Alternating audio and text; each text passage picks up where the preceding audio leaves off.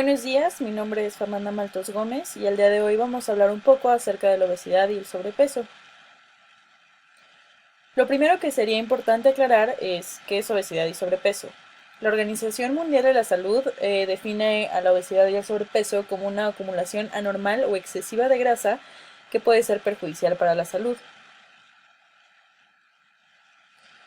La obesidad y el sobrepeso representan un problema a nivel mundial, ya que cuando en un inicio los países más afectados eran aquellos que tenían grandes ingresos, en la actualidad también se están viendo afectados países de medianos y pocos ingresos. Un ejemplo de ello es el continente africano, donde el número de menores de 5 años con sobrepeso ha aumentado hasta en un 50%. Para dar una perspectiva general de lo que representan estas condiciones, tanto el sobrepeso como la obesidad, hablaremos un poco acerca de su epidemiología. En el año 2016, la OMS reportó que un 13% de la población adulta padecía obesidad, de los cuales 11% eran hombres y 15% eran mujeres, mientras que un 39% de la población padecía de sobrepeso, de los cuales 39% eran hombres y 40% eran mujeres. La OMS también reportó que en el año 2016 había 41 millones de niños menores de 5 años con sobrepeso y obesidad, de los cuales la mitad vivían en Asia. Por otro lado, en niños y adolescentes de 5 a 19 años existían 340 millones con sobrepeso u obesidad. Además, hay un gran contraste entre los porcentajes de sobrepeso y obesidad en el año de 1975 si se compara con aquellos del año 2016. En 1975, 4% de las personas de este grupo de edad padecían de sobrepeso u obesidad, mientras que en 2016 este porcentaje se incrementó hasta un 18%. Asimismo, en 1975, menos del 1% de los individuos de este grupo de edad padecían de obesidad, mientras que en el año 2016 las cifras se elevaron a 124 millones, de los cuales 6% eran niñas y 8% niños. Tenemos también que a nivel nacional, en el año 2015, la OCDE reportó a México como el segundo país entre sus miembros con mayor porcentaje de obesidad en adultos, tan solo detrás de Estados Unidos.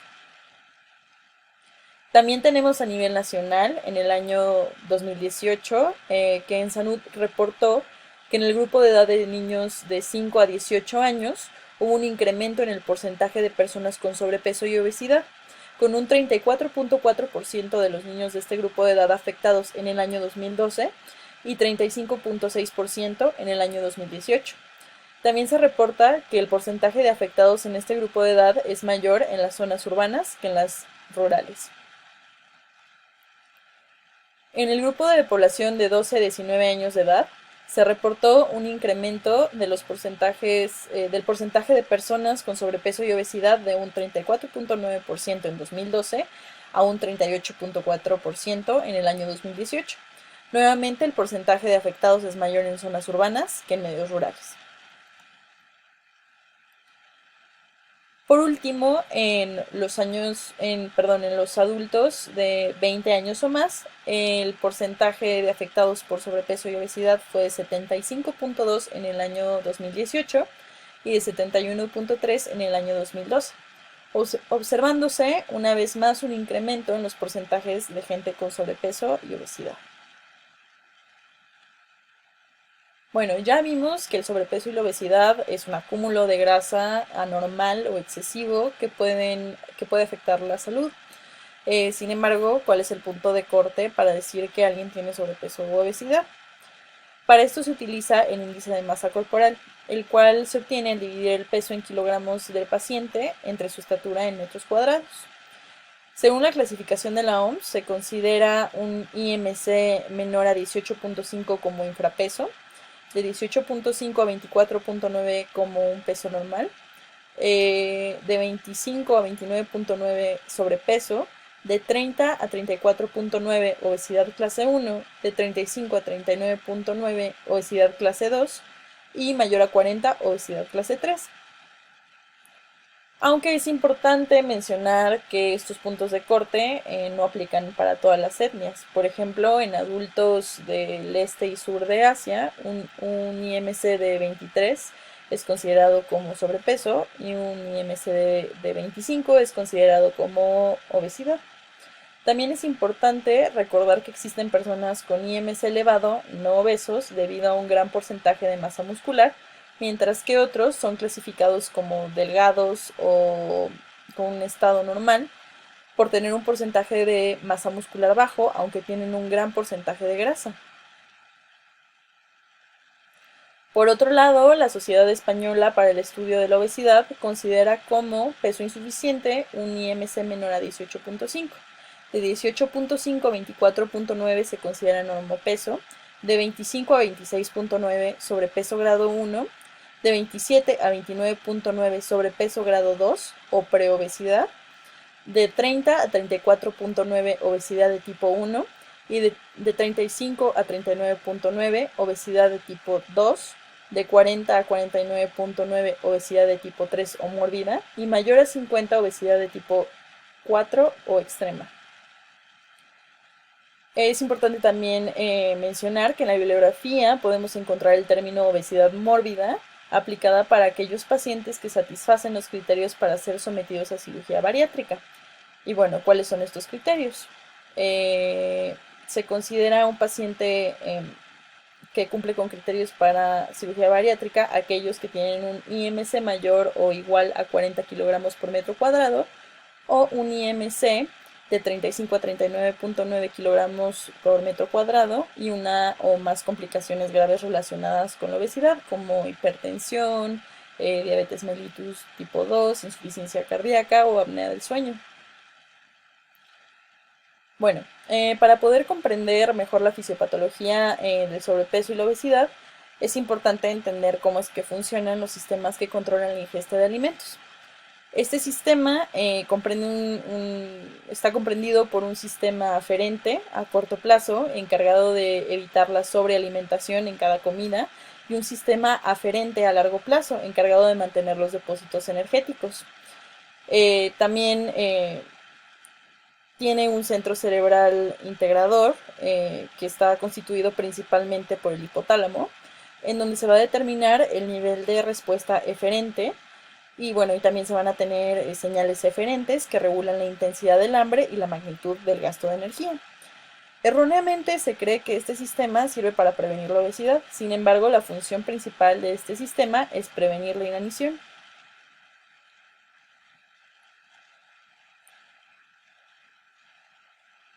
Bueno, dentro del sistema aferente tenemos a la leptina, que es una hormona que funge como principal señal aferente que permite al cerebro conocer la magnitud de las reservas de energía. Esta va a ser de parte del sistema aferente a largo plazo. Es liberada por los adipocitos y va a señalar, le va a dar una señal al cerebro acerca del balance energético. El receptor de esta hormona es un miembro de la familia de receptores de citosina clase 1. Va a tener un dominio transmembrana único y al unirse a la leptina sufre homodimerización. Después se fosforila JAK2, que es una sinasa asociada a receptor, para el posterior reclutamiento y fosforilación de STAT3, que va a fungir como un transductor de señal y activador de la transcripción. STAT3 se va a dimerizar después y se va a translocar al núcleo para iniciar la transcripción de genes blanco. Este receptor se va a expresar en casi todos los tejidos, pero lo interesante es que solo la isoforma B contiene el dominio de reclutamiento de STAT3 y se expresa de manera específica en regiones del cerebro con capacidades de respuesta a la leptina. Los efectos fisiológicos de la leptina se van a ejemplificar de manera perfecta en pacientes con deficiencia de esta hormona.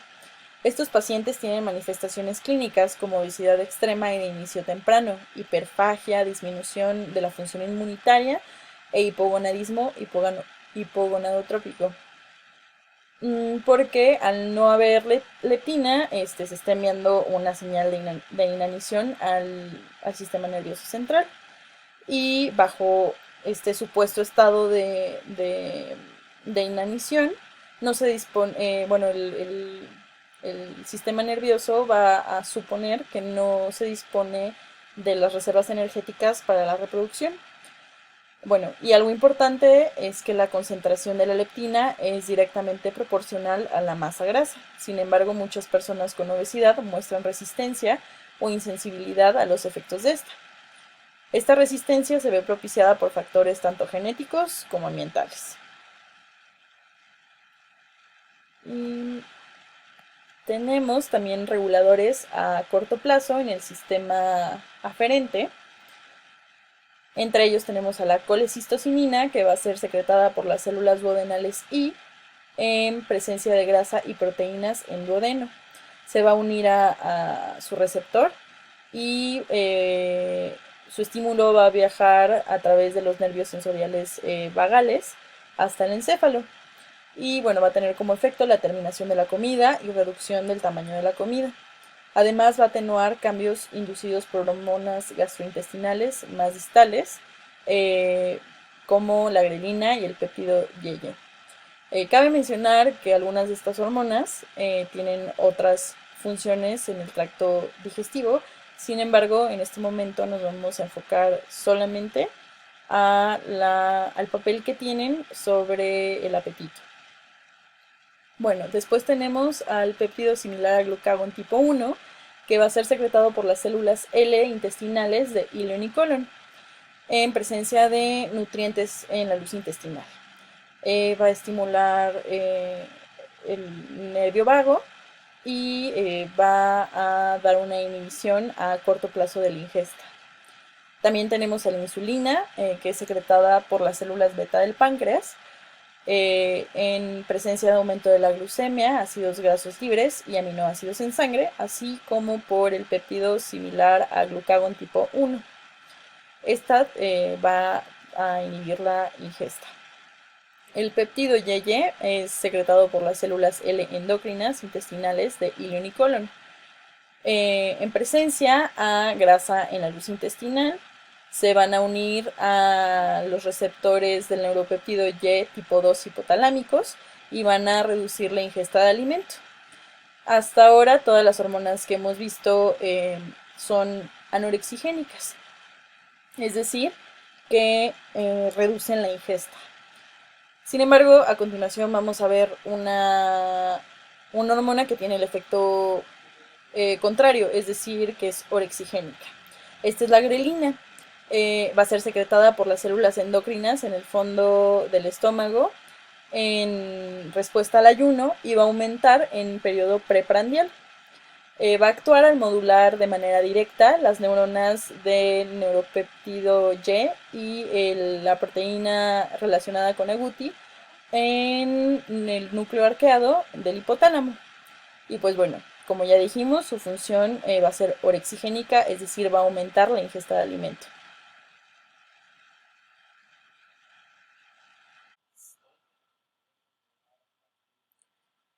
Ahora vamos a hablar un poco acerca de los centros integradores de este sistema. Sabemos que a nivel del hipotálamo se encuentran los centros del hambre y la saciedad, y se ha visto que los núcleos laterales del hipotálamo se relacionan con hiperfagia al ser estimulados, mientras que los núcleos ventromediales fungen como centro de saciedad. Además, si se lesionan los núcleos paraventriculares, suele haber una alimentación exagerada, mientras que los núcleos dorsomediales disminuyen la conducta alimentaria. Para comprender la fisiología de la regulación de la ingesta de alimentos, nos centraremos en el núcleo arqueado del hipotálamo, donde convergen señales tanto del tubo digestivo como del tejido adiposo para regular la ingesta de alimentos y el consumo de energía.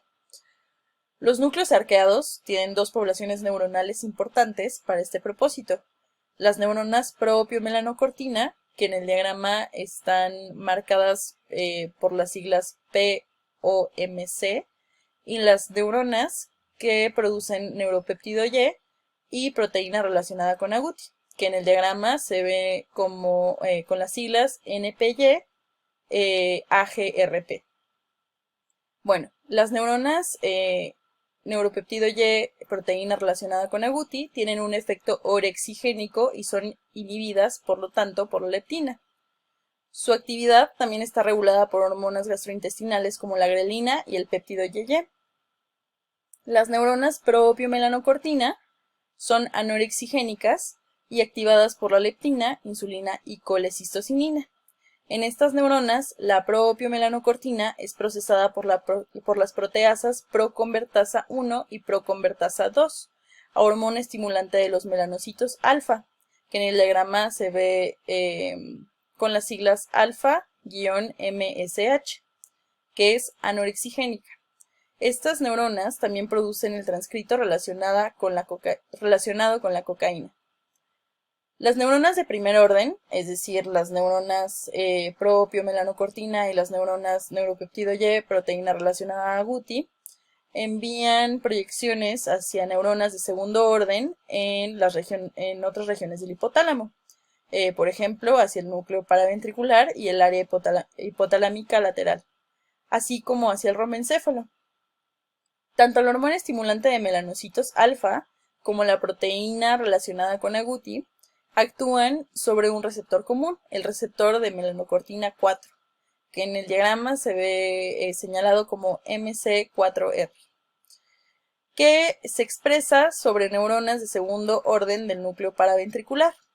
La hormona estimulante de melanocitos alfa se va a unir al receptor de melanocortina 4 y lo va a activar, mientras que la proteína relacionada con Agouti, al competir con la hormona estimulante de melanocortina alfa por el receptor, inhibe a las neuronas que tienen el receptor de melanocortina 4. Cuando las neuronas de segundo orden son activadas por la hormona estimulante de los melanocitos alfa, se disminuye la ingesta y aumenta el gasto energético. Este incremento en el gasto energético está mediado en parte por proyecciones enviadas desde el núcleo paraventricular hacia el núcleo del tracto solitario y por estimulación de la actividad del sistema nervioso simpático. Por otro lado, cuando las neuronas de segundo orden son inhibidas por la proteína relacionada con Agouti, aumenta la ingesta y disminuye el gasto energético.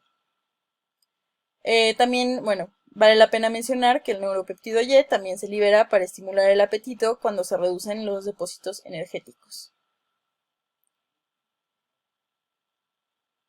Entrando más a lo que es la fisiopatología de la obesidad y el sobrepeso, tenemos que ambos se deben a un aumento de la energía almacenada como grasa, que ocurre cuando la ingesta calórica excede el gasto calórico durante un largo periodo de tiempo.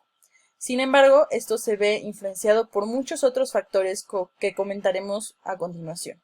Es decir, estas dos condiciones son multifactoriales.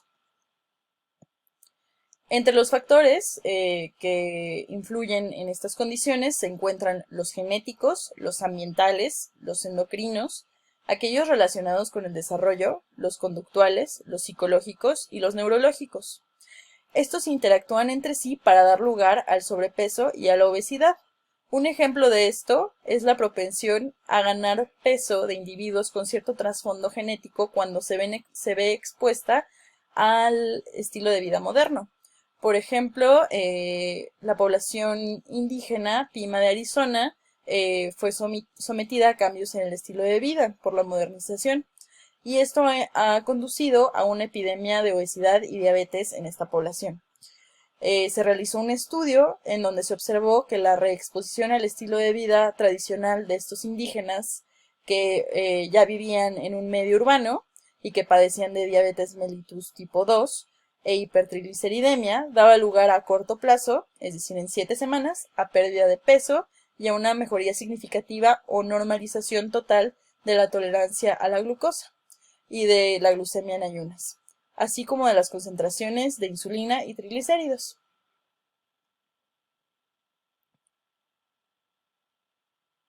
Dentro de las causas genéticas, encontramos que solamente un pequeño porcentaje del total de personas obesas debe su obesidad a una causa genética.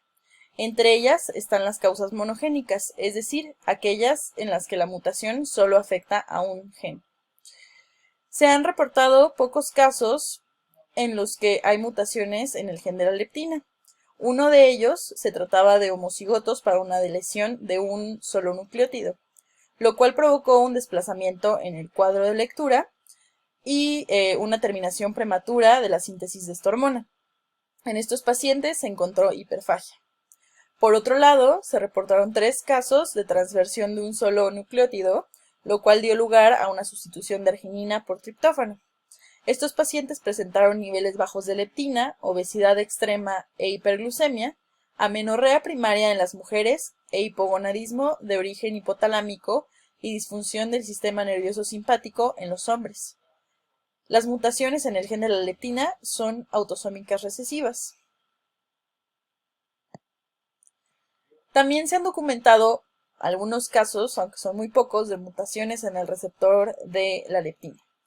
En uno de los casos, las pacientes eran homocigotas para una sustitución de un solo nucleótido en el receptor, en el punto de eliminación, del exón 16, lo que dio lugar, a su vez, a una proteína truncada, es decir, el receptor era inservible.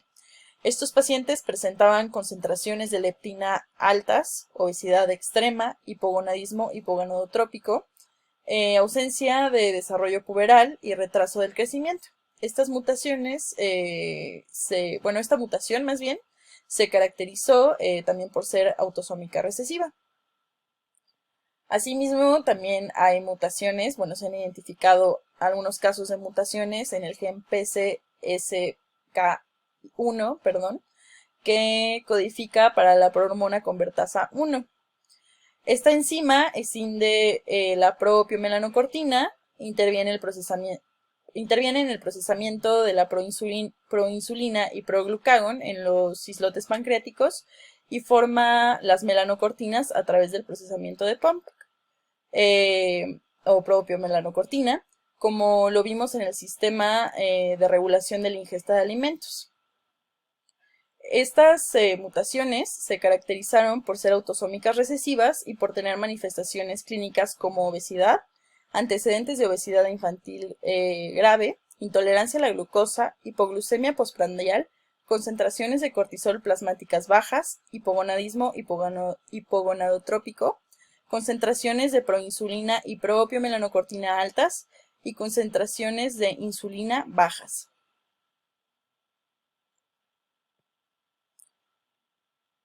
En los casos de mutaciones en el gen que codifica para la propiomelanocortina, no se sintetiza hormona estimulante de melanocortina alfa y hormona adrenocorticótropa. Los pacientes presentaron obesidad y cabello rojizo debido al déficit de la hormona estimulante de melanocortina alfa. Por otro lado, la causa monogénica más frecuente de obesidad son las mutaciones en el receptor de melanocortina 4. Estas pueden transmitirse de manera tanto autosómica dominante como autosómica recesiva. Y se ha observado que en la infancia el grado de hiperfagia y de obesidad presenta correlación con el nivel de desajuste del sistema hormonal, mientras que en la adultez no ocurre esto. También se ha relacionado la obesidad y la hiperfagia con mutaciones en el gen NTRK2, que codifica para el receptor de neurotrofina TRKB. Además, existen síndromes pleiotrópicos en los cuales se presenta obesidad asociada a retraso mental, características dismórficas y anomalías del desarrollo. Se han identificado alrededor de 30 trastornos mendelianos relacionados con diversas mutaciones, muchas de ellas codifican para proteínas cuya función se desconoce.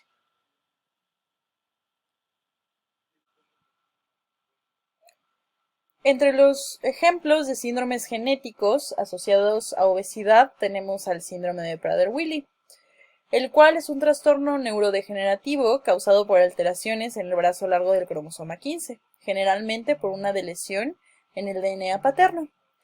La obesidad en estos pacientes se debe a alteración en la regulación hipotalámica del apetito, por lo que estos pacientes cursan también con hipogonadismo. Además, existen causas poligénicas de la obesidad, pues se ha visto que múltiples interacciones entre 2 o más genes y entre genes y factores ambientales propician la obesidad. Se han identificado, genes con variaciones en su secuencia responsables parcialmente de la obesidad y más de 80 locus asociados con propensión a un índice de masa corporal alto. Uno de ellos se descubrió con el estudio del genoma humano y es conocido como gen asociado a la masa grasa y a la obesidad, bajo las siglas FTO. Se descubrió que el ARN mensajero de este gen es abundante en los núcleos hipotalámicos que regulan el equilibrio energético y que la concentración de este ARN mensajero en el núcleo arqueado depende de la ingesta y del ayuno. Además, relacionado con este gen, se encontró una correlación entre la masa grasa o el índice de masa corporal y un polimorfismo de un nucleótido único en este gen. También, bueno, existen otros genes cuyas variaciones se han asociado a la obesidad y se muestran en el cuadro de la derecha. Entre ellos se encuentran el gen MC4R, TMEM18, SH2B1, NEGR1 y BDNF. Y podemos ver que el riesgo relativo aproximado de obesidad en adultos más altos se asocia a variantes en FTO y MC4R.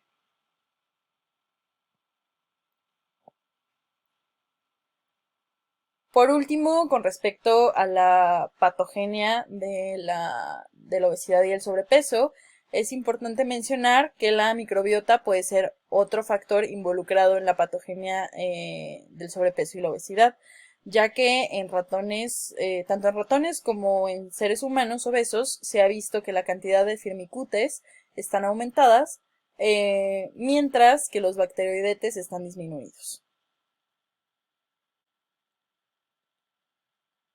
Ahora vamos a hablar de manera breve acerca de las complicaciones de la obesidad.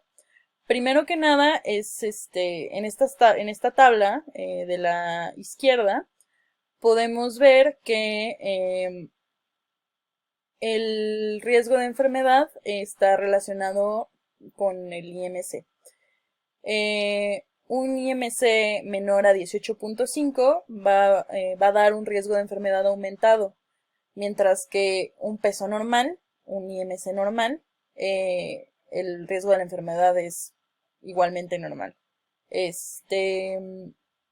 A partir de 25 a 29.9, el riesgo de enfermedad es aumentado. Un IMC de 30 a 34.9 es alto. De 35 a 39.9 es muy alto y mayor a 40 es extremadamente alto. Es decir, conforme nos acercamos a los extremos, el riesgo de enfermedad es mayor. Ahora, en la gráfica de la derecha, podemos ver cómo se relaciona el índice de masa corporal y la mortalidad. Es interesante ver que el riesgo de mortalidad alto no se presenta hasta un IMC mayor a 35. Mientras que en un IMC de 30 a 35 hay un riesgo de mortalidad moderado y de 25 a 30 es bajo.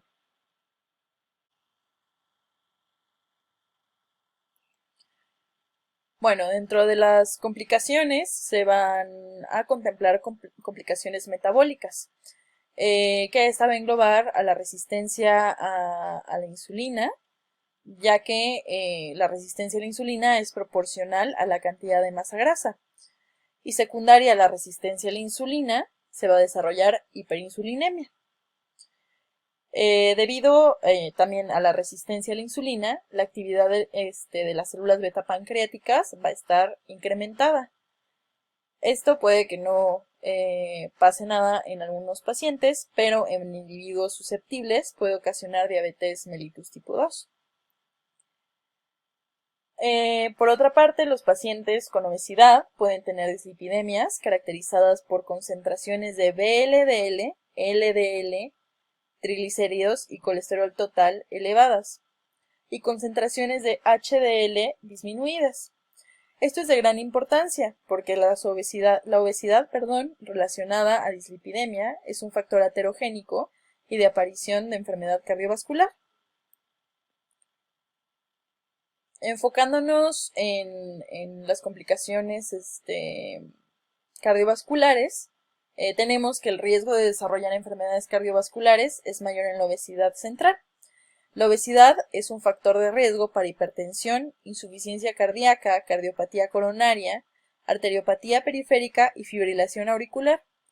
El riesgo incrementado de padecer insuficiencia cardíaca y fibrilación auricular se deben a la hemodinámica alterada propia de la obesidad, que esta a su vez se debe a un incremento del volumen sanguíneo total, de la presión arterial sistémica y del gasto cardíaco, que aumentan la carga de trabajo del corazón y pueden llevar efectos adversos sobre la estructura y la función cardiovasculares.